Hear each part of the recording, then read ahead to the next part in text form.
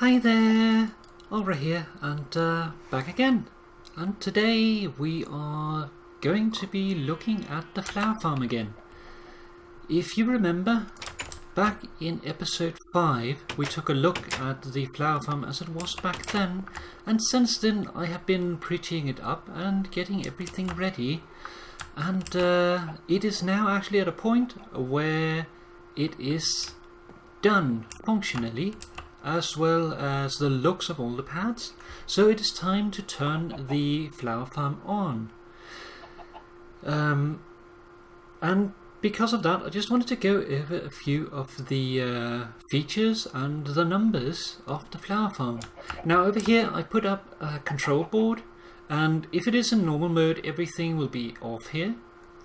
There's a maintenance axis, there is the manual cycle, which if you push that it will run one cycle, flush the water, regrow, so you can override the system in case you want to grow more or you just want to run it manually. And then there's the automatic mode, the disable, which is currently switched off, the automatic mode that is, so that I can work on the farm without it pouring water. But if you take a look in here real quick, we have the control mechanism here, as well as the detection.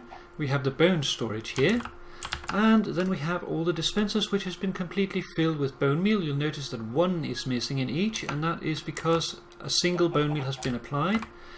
But all in all, there is 70 dispensers in the farm, and that comes out to a lot of bone meal.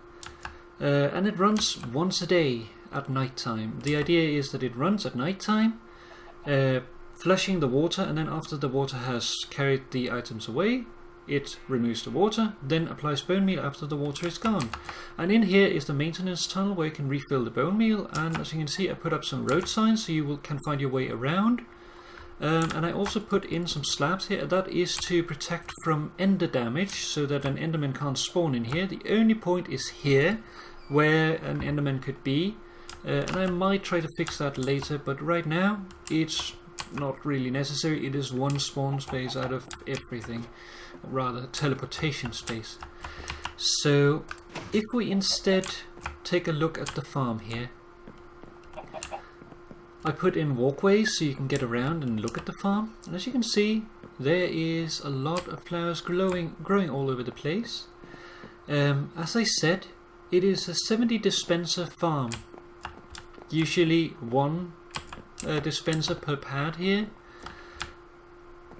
and that comes out to a total of, since there is 9 slots in each dispenser, and there is 64 bone meal in each stack, that comes out to a total of 70 times 9 times 64 bone meal, which is 40,320 bone meal. Which, if you count it in bones, is 13,440 bones, or 210 stacks, which in the terms of chests is 7 chests and 21 stacks. There's 27 stacks in a chest. So with that I would need 8 chests of bone meal approximately to refill the farm completely from empty. And as you can see in my maintenance tunnel, I only had 6 set up, so I actually need to put in a couple more so that I can make another load ready before triggering it off. But with that we can now start the farm. It's full, and well, how long can this actually run? Well, as we already know, there is 9 stacks in each dispenser, and each has 64 bone meal. That means that there is enough bone meal for 576 runs, which if it runs on its own once a day without anyone sleeping would be 576 runs over, which is equivalent to the days, over 20 minutes days, which is a total of 11,520 minutes, or 192 hours, which is the equivalent of 8 real-time days. quite a lot.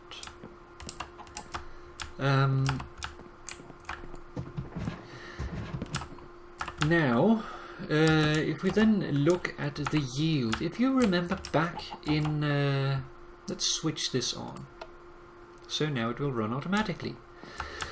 If you remember back in episode 5, I ran the farm 10 times and took the approximate yield of the farm, which came out to just under 19 orange tulip, 18 white tulips, 17.5 poppies, 16.5 dandelions, 14, just over 14 pink tulips, 9.5 allium, 9.5 red tulips, 7.5 azure bluets, and 6 oxeye daisies per run. Now, with a full extent of this farm of 576 runs, how much is that? Well, it's quite a lot. If you multiply it up, that comes out to some very large numbers. Over 10,000 orange tulips, white tulips and poppies individually, 9,500 dandelions, 8,000 pink tulips, 5,500 alliums, 5,500 red tulips, 4,000 just over azure bluets, and 3,500 oxeye daisies. So quite a small amount of flowers. And if we total all that up, that comes out to, ooh, scary noise. That comes out to 1,056 stacks of flowers, as well as 8 additional slots needed for various flowers.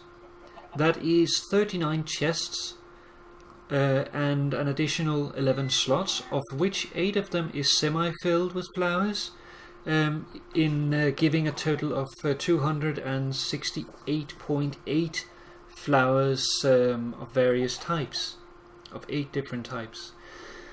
And if we total all that up, well, what do we actually get?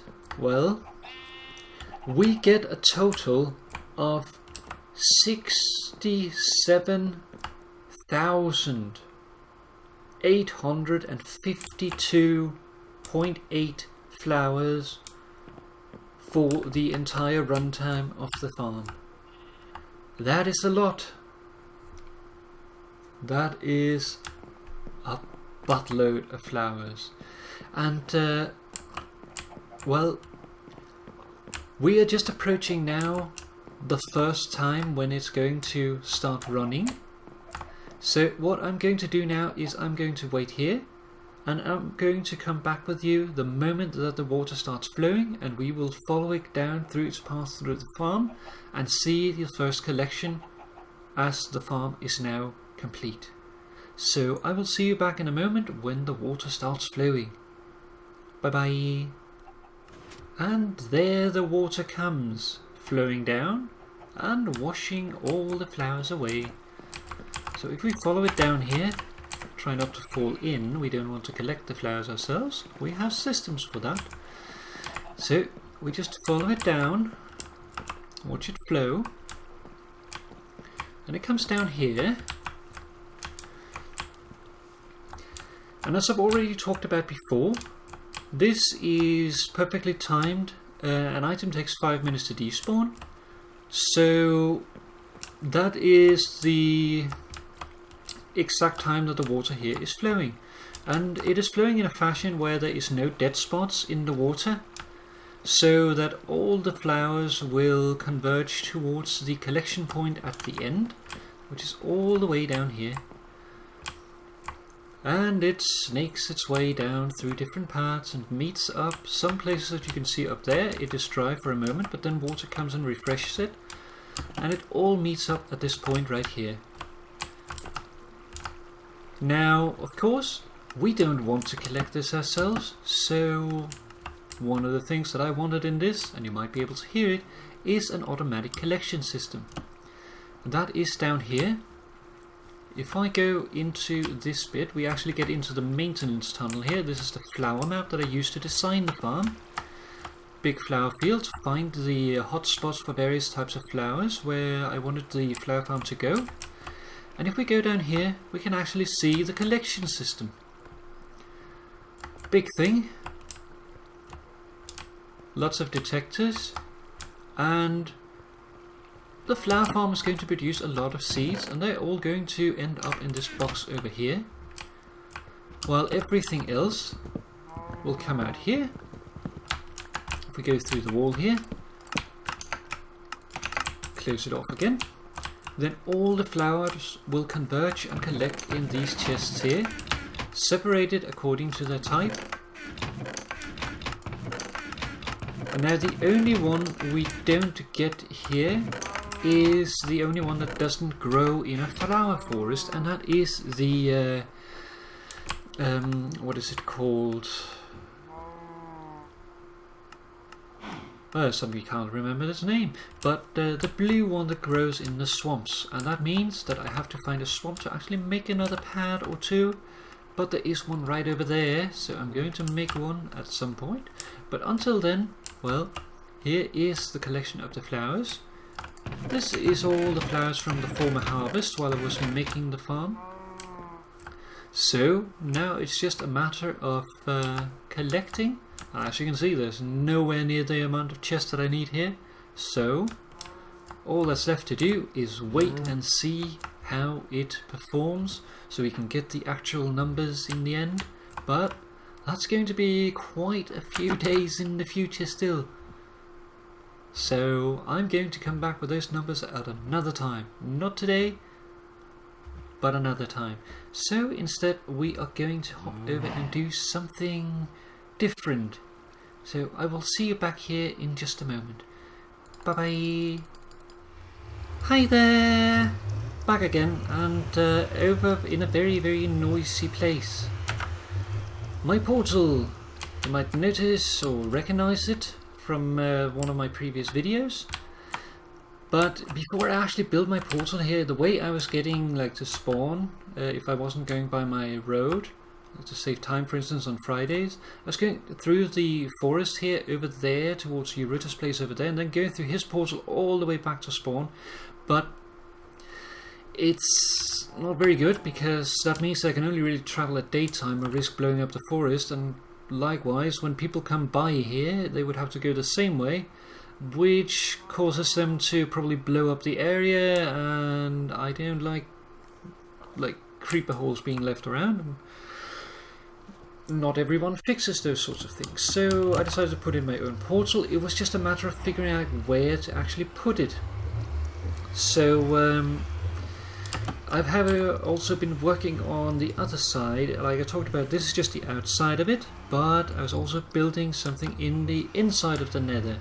So if we go inside the portal here and have a look at how far I have gotten with it, we can see here if I go over here and then turn around, this is the extent of the project so far. If you see the box here, down there there's a torch marker, and up there is a torch marker as well. That marks the total size of what I want to build in here. But there's also going to be an island underneath. You can see the footprint of the structure here. And I'm going to build an island underneath it, which is going to go down into the lava. So I'm going to be swimming around with some flame or fire resist potions at some point in the near future. But I would say around half of the box here was filled with, that's the entire box, not just the marker, was filled with netherrack, solid netherrack, as well as a large area outside.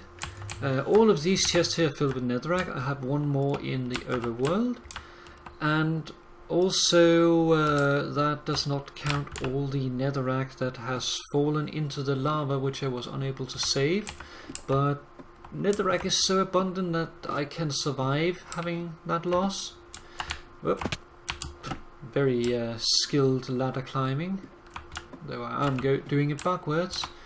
So if we go out here and have a look, It's quite a big area, and I am, as you can see here, this up here was completely solid, but I'm shaping it to natural shapes so that it will look like a natural nether landscape, as though it was opened when I was building here.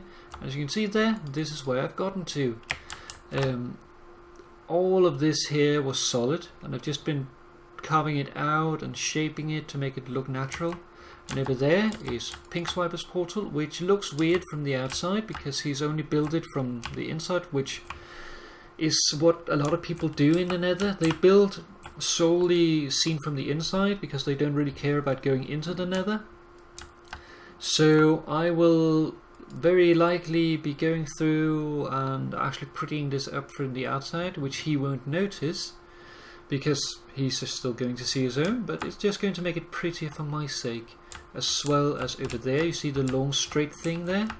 That is your Router's tunnel, which is currently just plain netherrack, and I might talk with him at some point about getting it finished, like putting it up properly so that it looks nice, and otherwise like go and put a shell over top of it. But what I'm going to do here is I'm going to continue carving out the surrounding area, finish carving this bit out here, and then continue over there, carve out the back all the way down, and then carve out the side there, and then I'm going to build a structure which is going to go into the box here, and build the island underneath it, and this is then where my portal is going to go. And the whole thing here is I want the rail to probably go down through the lava here, and I'm thinking that I'm going to like sing it down and then go through the lava in like eye height, so that you will have the lava on either side of you as you go down the tunnel, and like have a view upwards toward the nether so you can see the landscape of the nether as you drive. But one thing I want to try doing as well is revitalize one of the things I did in my old single player world, because in my old single player world I had my main base, and then I started making other bases. I only really made one, but I made something that was supposed to like open up for the possibility to just make other stations. And the idea is that I have one main station, and that then have a branch out to all the other stations. So if I want to go from from main to A, I can press a button and it will take me to A. If I then want to go from A to B, I could go from A back to main, then to B. And the whole thing was set up so that I had a shift register, where I could click a button to go up, click a button to go down, and it would cycle up and down, counting upwards and downwards, and all of that would then be decoded, or rather encoded, into a binary number that would then be displayed up by my main station so that I could see which station I was going to, and that would then send me off in the direction that I wanted, just at the click of a button. Now there is a small difference that I want to make here, and that is because this is a multiplayer server, and one thing that happens a lot on multiplayer servers is people going in opposite direction colliding with each other, or multiple people going down the same way. So what I want to do is making a two-way track so that it will automatically put you on the right side no matter which way you're going, so that people going in opposite directions won't collide with each other. There's nothing more annoying than people colliding, these what's called minecarts being left on the track to litter the area. So what I want to do there is try to fix that, and I want my place here to have a station that goes towards my my other build area in that direction and in that direction, and I'm probably going to connect from my other location over there and to new spawn. The fastest way to my new place would definitely be just going from here to old spawn, taking the teleporter to new spawn, and then going back. but I would really like to just being able to come in here through my own portal, click a button, and then be taken to my other place. So that is really the plan that I'm going for here. But there's still a bit of digging that needs to be done, but it is going rather quickly. As I said, about half of this was filled with netherrack. But down there, around like that level there, was still left. That was probably something like 40% of that was netherrack, if I had to make a guess. At that point, Pygon actually came over to look at what I was doing, and he then asked if I had anything against him helping. He was carrying diamond tools, which I myself don't really use, but well, he wanted to give a hand, and I said, well, no, you can help if you want. There's no like big want for me to do all this work just by myself. It's just I don't mind doing it. It's fine. But if you don't mind using or spending some uses on your tools and want to hang out for a bit, then please do feel free. So Pi hung out, and what I would have guessed would have taken me 3 evenings to do was then done in a matter of less than 2 hours, and I was able to put in the footprint here. But after that I went upwards and started carving out the roof, and I've done that myself, so almost everything here is done myself except for just the bottom there that Pi helped me with. So quite a lot, quite nice.